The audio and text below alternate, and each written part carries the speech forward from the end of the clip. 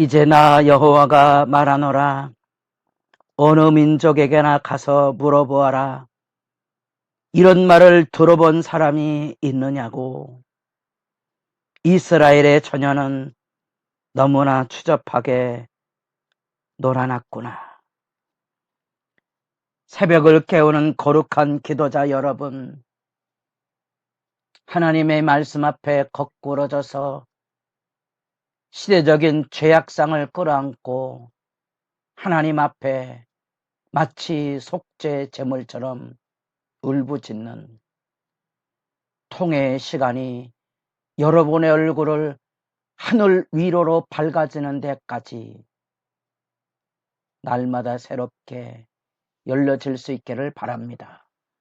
오늘 우리가 읽어갈 말씀은 예레미야 18장 13절에서 23절까지 말씀으로서 토기장이 비유로 들려지고 있는 상징 행위들 속에 탄식하고 심령이 뒤틀려서 울부짖는 내용의 말씀을 우리가 읽어가고 있습니다.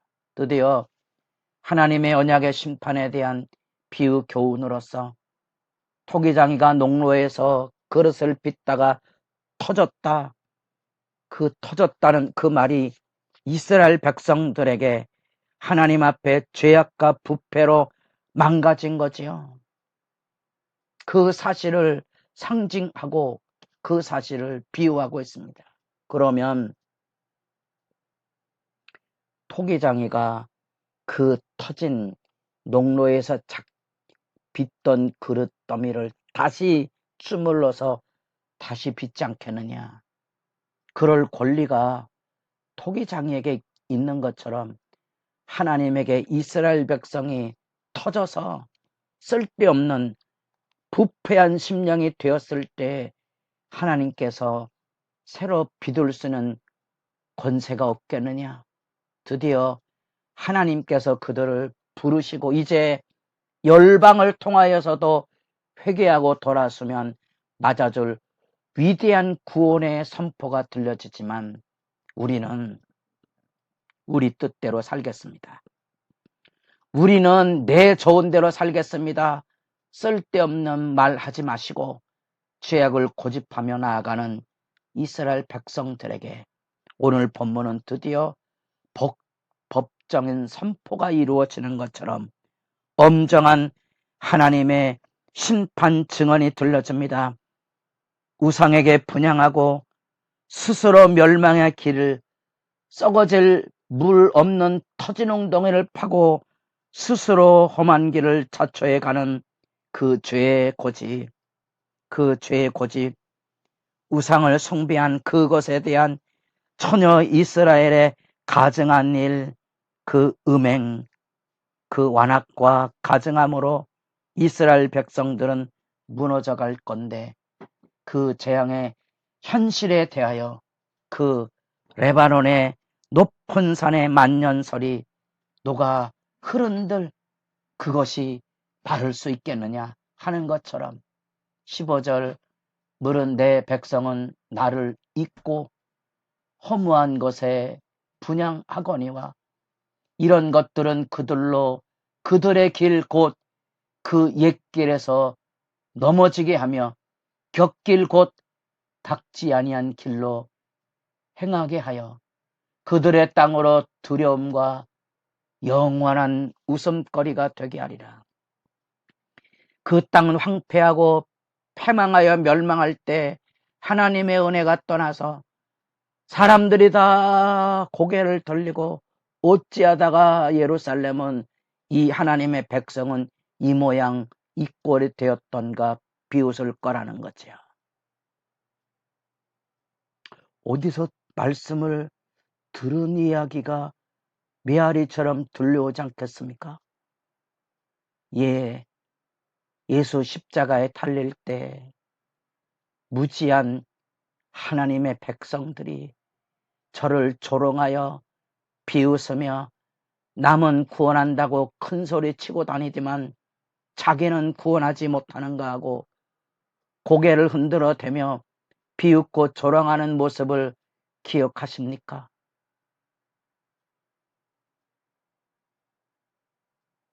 믿음의 길에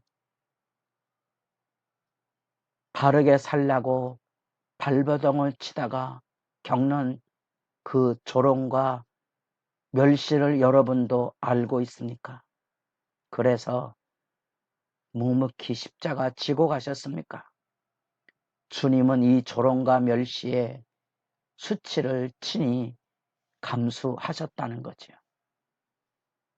역사의 이야기에 나타난 이 슬픈 이스라엘의 운명의 저주와 재앙을 예수님이 몸소 짊어지고 가셨다는 겁니다. 여러분도 때로는 주님 위해 일한다고 봉사하고 헌신하다가 사람들이 알아주기는커녕 비아냥과 조롱과 자기들의 생각에 맞지 않는다고 자기들 편들어 주지 않는다고 돌 던지고 욕하고 비난할 때 묵묵히 십자가 지고 가셨습니까? 그것이 탄식 기도를 통하여 배우는 구원의 길에 열려진 하나님 나라의 영광입니다. 좁은 문, 좁은 길.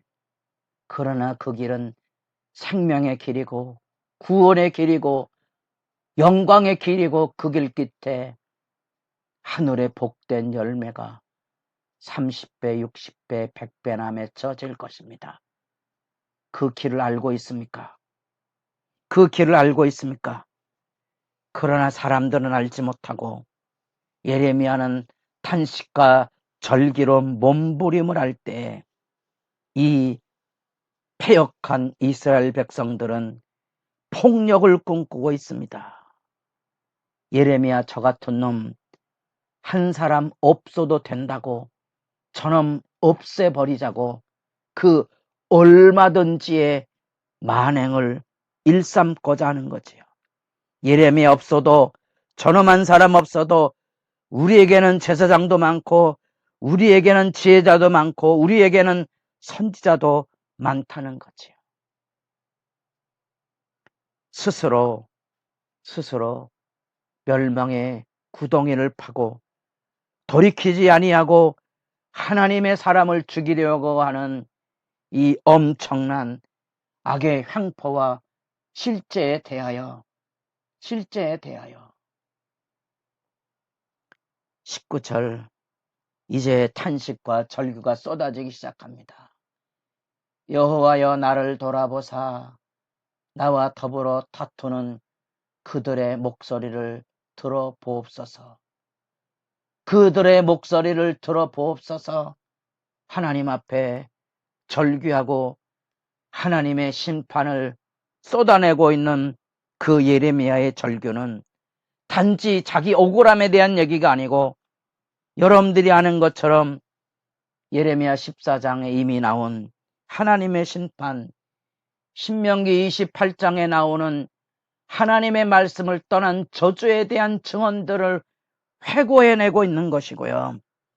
시편 91편에서 나오는 밤의 공포와 낮에 날아드는 화살과 어두울 때 퍼지는 전염병과 밝을 때 쏟아지는 그 재앙의 현장을 울부짖고 있으니 23절 여호와여 그들이 나를 죽이려 하는 계략을 주께서 다 아시오니 그 악을 사하지 마옵소서.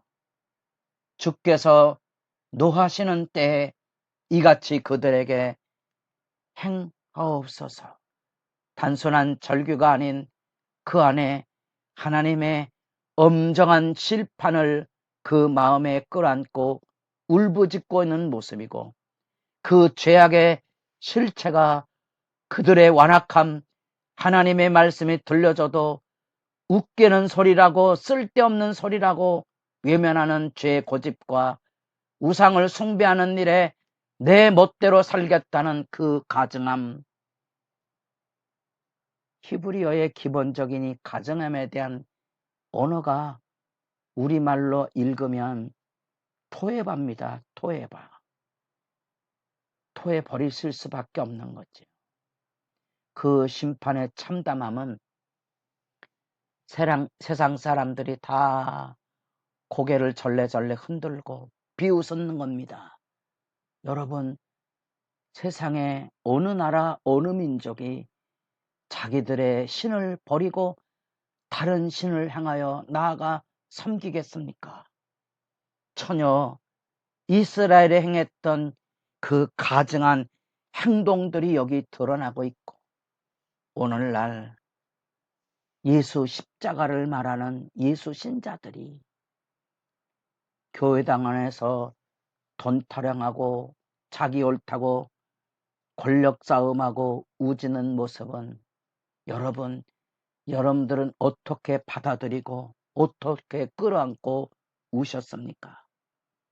죄를 고집하는 스스로 멸망의 구덩이를 파고 있는 백성들의 모습 앞에 이제 바른 말하는 예레미야 저 같은 놈 한 놈은 없어도 된다고 얼마든지 우리에게 제사장이 있고 선지자가 있다고 아우성을 치는 그들에게 여러분, 하나님이 하시는 일이